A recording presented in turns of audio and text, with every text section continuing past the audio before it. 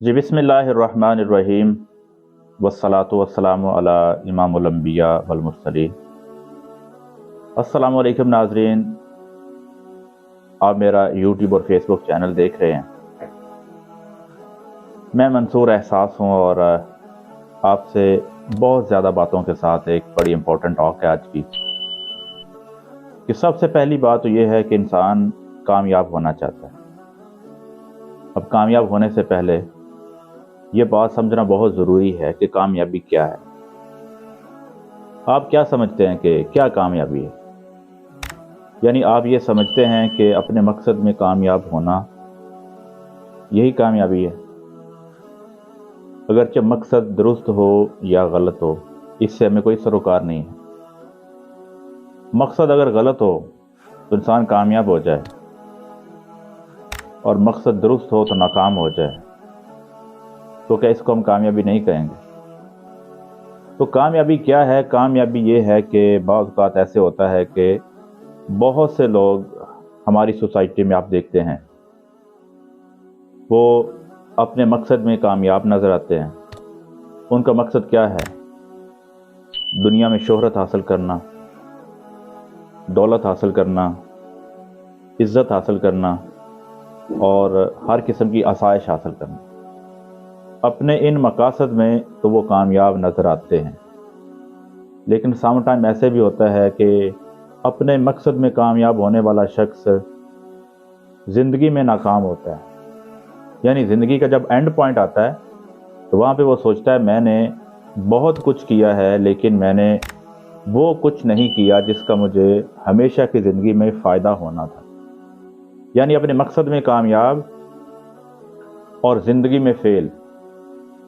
बिल्कुल इसी तरह एक गुनहगार आदमी जिसका मकसद गुनाह करना है, अगर वो अपने मकसद में कामयाब हो जाता है तो फिर तो वो गुनहगार बन गया।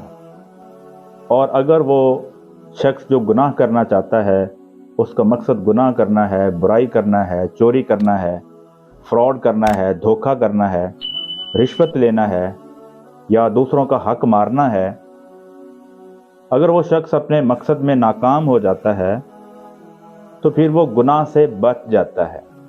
बाज़ औक़ात ऐसे होता है कि इंसान मकसद में कामयाब और ज़िंदगी में फ़ेल, और अगर मकसद अच्छा हो तो मकसद में इंसान फ़ेल भी हो जाए तो उसका फ़ेल होना भी कामयाबी की अलामत होती है। बस अपना जो मकसद है, ज़िंदगी का एम है, उसको दुरुस्त करने की ज़रूरत है। यहाँ पे एक और सवाल पैदा होता है कि उस मकसद का तयन कैसे किया जाए। एक होती है कोशिश और जद्दोजहद जो इंसान के बस में होती है। इंसान वो करता है, वो राइट डायरेक्शन में भी हो सकती है, वो रॉन्ग डायरेक्शन में भी हो सकती है, वो दुरुस्त भी हो सकती है और वो गलत भी हो सकती है। अगर उसकी डायरेक्शन दुरुस्त है तो उसके रिज़ल्ट अच्छे आएंगे।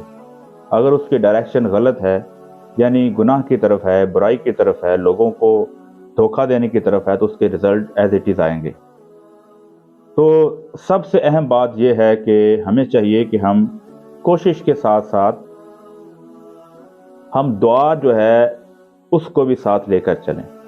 यानी हमारे नसीब को अच्छा कौन बनाएगी? वो दुआ। हमारे मकसद को बेहतर कौन करेगी? वो दुआ। यानी अल्लाह ताला से हमें अच्छे मकसद की सिलेक्शन की दुआ करते रहना चाहिए। और इसीलिए अल्लाह ताला ने हमें हर मकाम पे, हर मोड़ पे और हर काम करने से पहले बहुत सारी दुआएं सिखलाई हैं। इसकी अहमियत का अंदाज़ा हम इस बात से भी लगा सकते हैं कि अल्लाह सुब्हानहू व तआला ने कुरान मजीद को नाज़िल फरमाया, और कुरान मजीद की जो पहली सूरह है वो सारी की सारी दुआ ही है।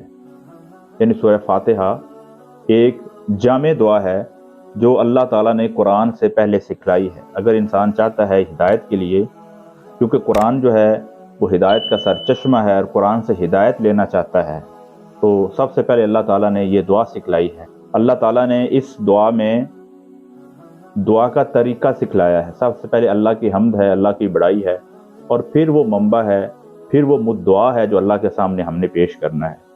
लिहाजा अपनी कोशिशों, अपने मकासद को जारी रखें, साथ साथ दुआओं का भी एहतमाम करते रहें, ताकि हमारे जो मकासद हैं वो दुरुस्त सिमत में चलें, और ये ना हो कि हम अपने मकसद में तो कामयाब होते फिरें لیکن زندگی میں فیل ہو جائیں، اور اصل کامیابی وہ اخروی کامیابی ہے جس کے بعد کوئی ناکامی نہیں ہے۔ اللہ تعالیٰ مجھے اور آپ سب کو عمل کی توفیق دے۔ منصور احساس کو اسی پیغام کے ساتھ اجازت دیجیے۔ اللہ نگہبان۔